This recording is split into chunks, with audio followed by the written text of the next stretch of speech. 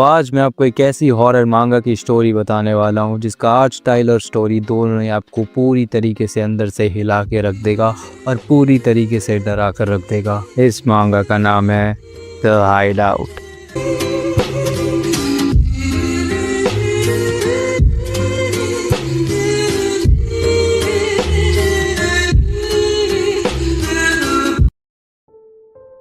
Episode की शुरुआत में हमें एक डायरी दिखाई जाती है जिसमें लिखा होता है कि मेरा नाम करिश्मा सेइची है और मैं पेशे से एक लेखक हूँ, पर शायद ये मेरे करियर की आखिरी किताब होगी। और फिर हमें एक आदमी दिखाया जाता है जो कि एक रूम में बैठा होता है। उसको देख के ही पता लग रहा था कि उसको टॉर्चर किया जा रहा है और एक आदमी अपनी दोनों आंखों से उसको बाहर वाले गेट से अंदर देख रहा था। और फिर वो आदमी कहता है कि प्लीज़ मुझे जाने दो, मुझे अभी और जीना है। और फिर हमें इस कहानी के मेन कैरेक्टर करिश्मा सेइची से मिलाया जाता है जो कि अपनी वाइफ के साथ एक वेकेशन पे आया था छुट्टियां मनाने के लिए। इनकी बातों से पता लग रहा था कि इनके रिश्तों में दरार आ चुकी है और इनकी लाइफ में कॉम्प्लिकेशंस थे और इन्हीं कॉम्प्लिकेशंस को दूर करने के लिए ये अपनी वाइफ के साथ छुट्टियां मनाने के लिए आया था। ये अपनी वाइफ के साथ बच्चों को देख रहा था जो कि अपने पेरेंट्स के साथ खेल रहे थे। उसके बाद करिश्मा अपनी वाइफ को बोलता है कि क्यों ना हम एक वाटरफॉल पे चले। मैंने सुना है कि उस वाटरफॉल पे जो भी कपल्स जाते हैं उनका फ्यूचर काफ़ी अच्छा होता है। उसकी वाइफ बोलती है कि तुम कब से इन सब चीज़ों में मानने लग गए। करिश्मा बोलता है कि अगर हमारा जीवन इससे बेहतर हो सकता है तो मैं हर चीज़ में मानने को तैयार हूँ। उसके बाद हमें एक देर रात का सीन दिखाया जाता है जहाँ पे बहुत तेज़ बारिश हो रही थी और एक जीप में करिश्मा और उसकी वाइफ उसी वाटरफॉल पे जा रहे होते हैं, पर फिर वो रास्ता भटक जाते हैं। उसकी वाइफ बोलती है कि तुम्हारे साथ तो कहीं आना ही बकवास हो जाता है, सारी गलती तुम्हारी होती है, तुम किसी काम के ही नहीं हो। उसके बाद उसका जो हस्बैंड होता है वो बोलता है कि क्या तुम्हें पता है कि यहाँ पर एक और जगह है, इसी पहाड़ पर एक बहुत बड़ा युद्ध हुआ था जहाँ पे बहुत सारे लोगों की लाशें बिछी हुई थी, बहुत सारा खून बहा था और जो सोल्जर्स हारे गए थे उनकी हड्डियाँ आज भी इस पहाड़ पर हमें मिल सकती हैं।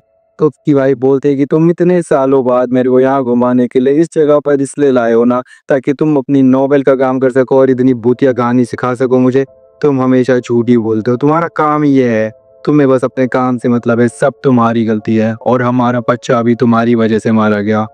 बस इस लाइन को सुनते ही करिश्मा के अंदर जो लास्ट हेसिटेशन हो रही थी वो भी चली जाती है। वो गाड़ी रोकता है, अपनी वाइफ से झूठ बोलता है कि गाड़ी का पेट्रोल ख़त्म हो चुका है और अब हमें 2 किलोमीटर या 1 किलोमीटर दूर एक घर है, वहाँ पर पैदल जाना होगा। अब को अपनी उसकी वाइफ बोलती है कि चलो ठीक है, जो भी है जल्दी करो। अब वो उतरता है और उसकी वाइफ आगे चली जाती है, पर फिर वो डिक्की की तरफ जाता है और एक हथियार उठा लेता है। उसकी वाइफ कहते हैं कि हम 1 किलोमीटर से तो चल रहे हैं पर मुझे अभी भी कोई घर दिखाई नहीं दे रहा। तो वो बोलता है कि अगर कोई घर होगा तो दिखाई देगा ना। तो उसकी वाइफ बोलती है क्या, और फिर वो देखती है कि करिश्मा के हाथ में एक वेपन होता है और वो उस वेपन से उस पर हमला कर देता है। और उसकी वाइफ बोलती है कि प्लीज़ ये क्या बकवास कर रहे हो, प्लीज़ अभी खेलने कूदने का वक्त नहीं है। तो वो कहता है कि तुम सोच भी कैसे सकती हो कि हमारा बच्चा मेरी गलती की वजह से मारा गया, वो तुम्हारी गलती थी। और ये बोलकर तो वापस हमला करने जाता है, पर वो उसकी वाइफ किसी तरीके से वहाँ से बचकर चली जाती है और फिर वो एक केव के अंदर चली जाती है कि तुम जानती हो ना कि यहाँ पर कोई भी नहीं है आसपास, तुम जितना चाहे चिल्ला लो, जितना चाहे रो लो, कोई भी तुम्हें बचाने के लिए नहीं आने वाला। और जैसा कि मैंने तुम्हें बताया है कि यहाँ पर सोल्जर्स की लाशें पड़ी रहती थी और हड्डियाँ भी पड़ी रहती थी, उन्हीं लाशों के बीच तुम्हारी भी एक लाश होगी। अब वो उस गुफा के अंदर अपनी वाइफ को ढूंढने के लिए जाता है और उसकी वाइफ वहीं पर होती है, पर वो बहुत इंजर्ड होती है। उसकी वाइफ बोलती है कि तुम चाहते थे ना कि हम वापस अपनी ज़िंदगी को रीस्टार्ट करें, तो हम बात करके देखते हैं ना, तो शायद हमारी ज़िंदगी रीस्टार्ट हो जाएगी। मैं तुम जो बोलोगे मैं वो करने के लिए तैयार हूँ। और वो नहीं सुनता और उसकी वाइफ पर सीधा हमला कर देता है और उसकी वाइफ कहीं पर मारी जाती है। उसको मारने के बाद उसको साइड में एक बच्चा दिखाई दे रहा था जो कि उसी को देख रहा था और बार बार मामा मामा बोल रहा था। वो उसकी तरफ जैसे एक टॉर्च देखता है तो वहाँ पर वो बच्चा था ही नहीं, वो वहाँ से गायब हो जाता है। करिश्मा को लगता है कि वो पक्का अपने मन में हेलुसिनेशन का शिकार हो रहा है और वो अब इस केव से बाहर जाने लगता है। जाते जाते अब हमको एक फ्लैशबैक दिखाया जाता है जिसमें करिश्मा हॉस्पिटल में होता है और सीन वापस से प्रेजेंट में शिफ्ट होता है जहाँ पे करिश्मा को बाहर जाने का रास्ता ही नहीं मिल रहा। तभी उसका पैर स्लिप होता है और वो नीचे गिर जाता है और वो देखता है कि उसके पैर के नीचे एक जूता आ गया था और ये जूता देखने के बाद वो सोचता है कि ये जूता मिकी का तो हो ही नहीं सकता। और तभी हम देखते हैं कि उसके पीछे एक बूढ़ा जंगली आदमी उस पर अटैक कर देता है। और दूसरी साइड हमें दिखाया जाता है कि मिकी की लाश को जो बच्चा था वो रस्सी से बांध कर ले जा रहा था। और जो किरिश्मा था, अब हमें दिखाया जाता है कि वो उस वार से तो बच जाता है, पर उस जंगली शख्स को देखने के बाद वो इतना डर जाता है कि सामना करना तो छोड़ो, वो वहाँ से डर के मारे भागने लगता है। भागते भागते वो देखता है कि उसके पैर के नीचे एक अंडरग्राउंड टनल का रास्ता है। वो उस टनल को खोलता है और उसके अंदर जाने लगता है जिंदा बचने के लिए, पर तभी उसका पैर स्लिप होता है और वो सीधा नीचे जाकर गिर जाता है। अब हमको एक और फ्लैशबैक दिखाया जाता है जहाँ पर किरिश्मा अपने नॉवेल के ऊपर काम कर रहा था और उसको पैसे की बहुत तंगी हो रही थी, क्योंकि कोई भी मांगा आर्टिस्ट उसके साथ काम करने के लिए तैयार ही नहीं था और कोई भी नॉवेल खरीद ही नहीं रहा था उसकी, और उसके पास पैसों की बहुत तंगी चल रही थी। पर वहीं पर मिकी तो महंगे महंगे ब्रांड्स की शॉपिंग कर रही थी, पर इसमें मिकी की कोई गलती ही नहीं थी। दरअसल इनका लाइफ स्टाइल ही ऐसा था, क्योंकि किरिश्मा एक बहुत ही फेमस राइटर और ऑथर था। अब किरिश्मा सोचता है कि वो इस तंगी से अपने आप ही निपट लेगा और अपनी फैमिली को इसमें इन्वॉल्व नहीं करेगा। टनल में गिरने के बाद वो वहीं पर पड़ा हुआ होता है अपना मेन कैरेक्टर किरिश्मा, और वो बूढ़ा जंगली आदमी ऊपर का गेट बंद कर देता है, जिसकी वजह से किरिश्मा वहीं पर फंसा हुआ होता है। किरिश्मा देखता है कि आसपास काफी सारे कमरे थे और हर कमरे में एक कंकाल पड़ा हुआ था, और एक कमरे से उसको एक आवाज़ आती है, और जब वो कमरा खोलता है तो वहाँ पर एक लड़की बंदी भी होती है चेन से, और वो उसको बोलती है कि यहाँ पर 8 लोग थे और वो सारे के सारे मारे गए और अब तुम 9वें हो। उसके बाद वो उससे उस लड़के के बारे में भी पूछती है कि वो लड़का कैसा है, पर किरिश्मा को कुछ समझ नहीं आता तो वो कुछ जवाब नहीं देता। पर तभी वो बूढ़ा आदमी पीछे से आकर उसके ऊपर हमला कर देता है और उसको एक कमरे में जाकर नीकेड बांध देता है। अब हमें एक और फ्लैशबैक दिखाया जाता है जहाँ पे किरिश्मा की हालत अब और ख़राब हो चुकी थी, क्योंकि कोई भी एडिटर उसके साथ काम करने के लिए तैयार ही नहीं था। छोटी मोटी एडिटिंग कंपनीज या पब्लिशिंग कंपनीज तो उसके साथ काम करने से इसलिए मना कर दी थी क्योंकि किरिश्मा का स्टेटस उनके स्टेटस से काफ़ी ज़्यादा बड़ा था। अब किरिश्मा को एडिटर्स के पास जाके पैरों में गिर गिर कर काम मांगना पड़ रहा था, क्योंकि उसकी वाइफ उसका बैंक धड़ाधड़ खाली करे जा रही थी। अब हमें सीन प्रेजेंट में शिफ्ट होता हुआ दिखता है और हम देखते हैं कि किरिश्मा के बाजू वाले कमरे से एक आदमी की चीखने की आवाज़ें आती रहती थी। वो बार बार एक ही चीज़ बोलता था कि मैंने बहुत सह लिया, अब मुझसे और सहा नहीं जाता, प्लीज़ मुझे मार दो, मैं और नहीं सह सकता। काफ़ी दिनों तक तो ये आवाज़ें आती रही, पर एक दिन ये आवाज़ आना बंद हो गई। इसका मतलब वो आदमी मारा गया, और किरिश्मा समझ जाता है कि इसने अभी तक मेरे को इसलिए नहीं मारा क्योंकि मैं उसका खाना हूँ। ये इंसानों को खाता है और इसने मेरे को इसलिए बांध के रखा था क्योंकि अभी से पहले ये उसको खा रहा था और अब मेरी बारी। और अब किरिश्मा तेज़ी से चीख चीख कर चिल्लाने लगता है और कहता है कि मैं इस तरह मरना नहीं चाहता था। और गेट के बाहर से वही बच्चा उसको दोनों आंखों से देख रहा होता है। तभी अचानक से गेट का दरवाज़ा खुल जाता है और दरवाजे में से जो औरत आती है उसको देखकर किरिश्मा की आंखें फटी की फटी रह जाती है। ये होती है मिकी, जो उसी की वाइफ होती है। हाथ में उसी का रेंच लेकर कहती है कि तुम्हें चोट लग गई है ना हनी। को देखकर उसके आंखों में एक आस आ जाती है और वो मिकी को कहता है कि मिकी प्लीज़ मुझे बचा लो। कि ये सुनते ही मिकी उसी के रेंच से उसके मुंह पर एक तेज़ी से हमला कर देती है, और उसके बाद मिकी उसे कहती है कि चिंता मत करो, मैं तुम्हें नहीं मारूंगी। वो जो बूढ़ा आदमी है ना, वही तुम्हें तड़पा तड़पा के मारेगा।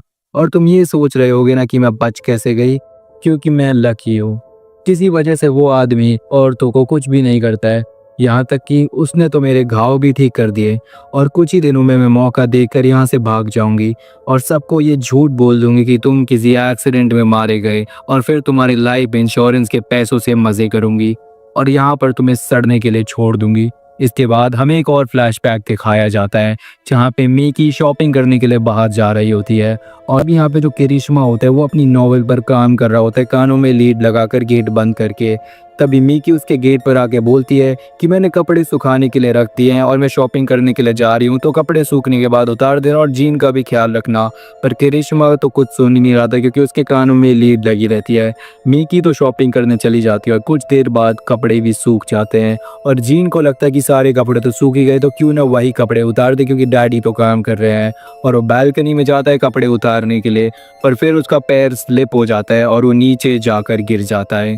करिश्मा का काम थोड़ी देर बाद खत्म होता है। वो देखता है कि बालकनी में जीन का एक शू पड़ा होता है और वो जैसे ही बालकनी के पास जाता है तो वो देखता है कि जीन नीचे गिर गया है और पूरा खून में लथपथ है और अब वो मर चुका है। ये इस कमरे में बंद होकर अपनी पुरानी यादों को कोस रहा था और रोते रोते बस एक ही चीज़ बोल रहा था कि मैंने कभी भी एक लग्जूरियस लाइफ मांगी नहीं थी।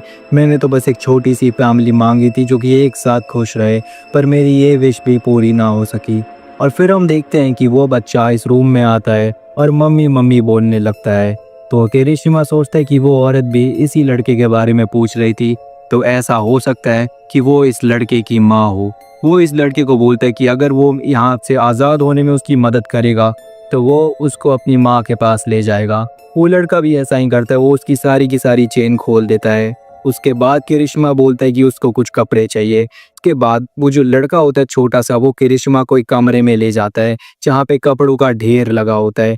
किरिश्मा समझ जाता है कि यहाँ पर ये सारे कपड़े उन्हीं के हैं जो कि यहाँ पे विक्टिम्स हैं इस खतरनाक आदमी के। उसके बाद वहाँ पे एक तलवार भी पड़ी होती है, वो उसको भी उठा लेता है।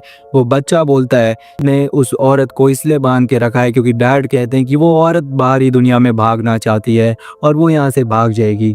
किरिश्मा सोचता है कि अगर वो यहाँ से भाग सकती है, इसका मतलब उसको यहाँ से बाहर जाने का रास्ता पता है। और वो बोलता है कि एक काम करो, मुझे अपने डैड के पास ले चलो। अब सीन पास्ट में शिफ्ट होता है जहाँ पे पूरे फ्यूनरल हो रहा होता है जिनका, और उस फ्यूनरल में पूरे के पूरे लोग बस यही बात कर रहे होते हैं कि किरिश्मा की लापरवाही की वजह से कि वो अपने काम में इतना व्यस्त हो गया कि उसको अपने बच्चे के लिए ना टाइम मिला और ना उसका ख्याल रखने का वक्त। और उसका ससुर भी आकर उसको वही डांट रहा होता है कि तुम्हारी वजह से ही तुम्हारे बेटे की जान गई। और इस सब के बाद जिस बीवी को उसका साथ देना चाहिए था, उस बीवी ने भी उसको ही जिम्मेदार ठहराया उसकी बेटे की मौत का। और मैं अपनी वाइफ को बोलता है कि पर मुझे तो लगा था वो तुम्हारे साथ गया है, इसलिए मैंने उस पर ध्यान नहीं दिया। और अब सीन प्रेजेंट में शिफ्ट होता है जहाँ पे मीकी उसी बूढ़े आदमी के साथ इंटीमेट हो रही होती है और वो कहती है कि आराम से, मैं कहीं भागे नहीं जा रही हूँ और मैं खुशी से तुम्हारा बच्चा लेने के लिए भी तैयार हूँ। तभी वहाँ पर करिश्मा आ जाता है और वो इस मोमेंट का फ़ायदा उठाकर उस बूढ़े की छाती में तलवार आर पार घुसा देता है और फिर इसके बाद वो मीकी को मारने के लिए भी आगे बढ़ता है। पर तभी वो बूढ़ा आदमी आकर उसका हाथ पकड़ लेता है और मीकी इसका फ़ायदा उठाकर उन दोनों को धक्का मार के वहाँ से भाग जाती है। उसको भागता हुआ देख वो बूढ़ा आदमी उसको ऐसे देख रहा था कि वो उसका बहुत बरसों पुराना प्यार था और जो उसको धोखा देके जा रही है। फिर के बाद हम देखते हैं कि किरिश्मा इसी मोमेंट का फ़ायदा उठाता है और उसको वापस से तलवार पे अटैक करता है, जिसकी वजह से वो ढेर हो जाता है। और अब हम देखते हैं कि वो मीकी को मारने के लिए उसके पीछे दौड़ता है, पर मीकी एक दूसरे रास्ते यहाँ से निकल गई। और हम देखते हैं कि वही बच्चा इसके पास वापस आता है मामा मामा करते हुए। और इसके बाद किरिश्मा को उस बच्चे में अपना बच्चा जून दिखाई देने लगता है और वो मशाल जलाकर उसको अपनी माँ के पास ले जाने लगता है। हम दूसरी साइड देखते हैं कि उस बूढ़े का दिमाग खराब हो चुका था क्योंकि उसको सब ने धोखा दिया था और अब वो उसी लाशों की ढेर में से, कपड़ों की लाशों के ढेर में से एक राइफल निकालता है। और ये राइफल देखकर हम समझ जाते हैं कि जो कहानी किरिश्मा ने सुनाई थी, उसी कहानी में से एक सोल्जर जिंदा बचा था और वो सोल्जर इसी केव में आकर रहने लग गया किसी सर्कमस्टेंसेस के लिए, और बाकी वो जो करता है वो करता ही है। अब मीकी को बाहर जाने का रास्ता मिल चुका था और वो सोच रही थी कि वो यहाँ से जिंदा बच के निकल गई, पर तभी वो आदमी आता है और उसके सर के बीचों बीच में से वो तलवार घुसा देता है और इसके बाद मीकी मर जाती है। दूसरी तरफ हमें किरिश्मा दिखाया जाता है जो कि उस बच्चे को ले जाकर उसी टनल के थ्रू नीचे जाने लगता है, पर तभी वो बूढ़ा आदमी आकर उस पर हमला कर देता है। डिफेंस में किरिश्मा वही मशाल उसके मुंह पर दे के मारता है और वो उस बच्चे से कहता है कि तुम टनल के अंदर जाओ, तुम्हारी माँ वहीं नीचे ही है। और वो बच्चा जाने से डर रहा था, तो किरिश्मा उसको बोलता है कि डरो मत, पापा तुम्हारे पीछे ही हैं। और इस मोमेंट पर किरिश्मा ने उस बच्चे में जून को देखना चालू कर दिया था। और अब हमें एक पास्ट का सीन दिखाया जाता है जहाँ पर किरिश्मा अपने फादर इन लॉ ससुर के पास आया होता है बोलने के लिए कि अब मुझे और मीकी को डिवोर्स दे लेना चाहिए क्योंकि इस हादसे के बाद मुझे नहीं लगता कि वो मुझे कभी माफ़ कर पाएगी, उसके दिल में मेरे लिए बस जहर ही भरा है। उसका ससुर बोलता है मुझे नहीं लगा था कि तुम इससे नीचे गिरोगे, पर तुमने तो हद ही पार कर दी। डिवोर्स चाहिए ना तुम्हें, दिया डिवोर्स। पर अपने बच्चे को मारने के बाद और अपनी बीवी को डिवोर्स देना है तो उसके लिए एलिमनी कितना दोगे तुम इस डिवोर्स के केस में। और वो समझ जाता है कि ये बुढ़ा तो बहुत ही ज़्यादा कमीना है। बाद वो खड़ा होता है और उसके हाथ में एक चाकू होता है, जिस चाकू को देख के उन दोनों की हालत ख़राब हो जाती है और फिर वो उसी चाकू से उन दोनों का बुरा हाल कर देता है। यानी इस आइलैंड पे आने से पहले उसने 2 मर्डर कर रखे होते हैं और ये सब कुछ प्री प्लान्ड ही होता है। था अब सीन प्रेजेंट में शिफ्ट होता है जहाँ पे वो उस बुड्ढे से लड़ रहा होता है और वो बुड्ढा उस पे ग्रेनेड फेंक कर मारता है, पर वो ग्रेनेड से फटता है तो किरिशिमा उससे बच जाता है, पर वो बूढ़ा वहीं पर मारा जाता है। और अब वो नीचे जाता है उसी औरत और अपने बच्चे के पास जाकर वो बोलता है कि बेटा तुम्हारे फादर ने उस मॉन्स्टर को मार दिया। तो वो औरत बोलती कि क्या सच में तुमने उस राक्षस को मार दिया? तो वो कहता है कि हाँ, मैं अपने बीवी और बच्चे के लिए कुछ भी कर सकता हूँ। और इस टाइम पे किरिशिमा इतना पागल हो चुका था कि वो उस औरत को अपना बीवी और उस बच्चे को अपना बच्चा समझ रहा था। वो फैमिली के लिए इतना डेस्परेट हो चुका था। तो वो औरत कहती है कि चलो फाइनली अब हम इस नर्क से बाहर निकल सकते हैं। तो वो किरिशिमा कहता है कि एक second, why do you want to go outside? Everything you need is here, I am here, you are here, and most importantly your son is here, why do you need to go outside? तो उसके बाद वो लड़की कहती है you are just like him, you are the same monster। और इस moment पे किरिशिमा को समझ में आ रहा था कि क्यों उस आदमी ने इस औरत को यहाँ बंद करके रखा था और वो क्यों इतने सालों से नीचे था। तो उसको उसकी फीलिंग समझ में आ रही थी। और ये सुनने के बाद किरिशिमा बोलता है कि why everyone who I love, who I care about just turn away from me। और इसके बाद वो उस औरत पर हमला कर देता है और यहीं पर जो मैन्यूस्क्रिप्ट हम पढ़ रहे थे उसकी कहानी ख़त्म हो जाती है। और ये पूरी कहानी जो हम सुन रहे थे ये टेक प्लेस करती है 1989 में। और अब 21 साल बाद एक कपल यहाँ पर घूमने के लिए आया था और वो कपल बात कर रहे थे कि यहाँ पर 21 साल पहले एक कपल गायब हो चुका था, तो हमें थोड़ा सावधान रहना होगा। और उसी केव के पास जा रहे होते हैं जहाँ पर उनको ये डायरी मिलती है और रास्ते में उनको किरिशिमा की वही गाड़ी भी मिलती है। और जो मैन्यूस्क्रिप्ट हमें शुरुआत में दिखाई गई थी वो मैन्यूस्क्रिप्ट वहीं पड़ी हुई थी। मैं लिखा था कि इतने साल यहाँ रहने के बाद मैं बहुत अकेला फील कर रहा हूँ और मैं काफ़ी सालों से अकेला ही हूँ। तो अगर तुम्हें वो कीव की एंट्रेंस मिलती है तो प्लीज़ अंदर आ जाना, because I don't want to be alone any more. और वो केव की एंट्रेंस उन्हें मिल भी जाती है और वो इस केव के अंदर चले भी लास्ट में हमें वही सही किरिशिमा दिखाया जाता है जो कि बिल्कुल उस मॉन्स्टर की तरह ही नजर आ रहा था। और उस मैन्यूस्क्रिप्ट के लास्ट पेज पे लिखा था आई एम सही Kirishima and you are my family. तो गाइस आज की वीडियो के लिए बस इतना ही। अगर वीडियो पसंद आए तो लाइक कर दो, चैनल को सब्सक्राइब कर दो और कमेंट सेक्शन में बताना कि वीडियो कैसी लगी, बताओ यार कमेंट्स में। और एनिमे रिकमेंडेशंस भी दो कि मैं कौन कौन से नए एनिमे कवर करूँ। चलो मिलते हैं नेक्स्ट वीडियो में। Good bye, see you.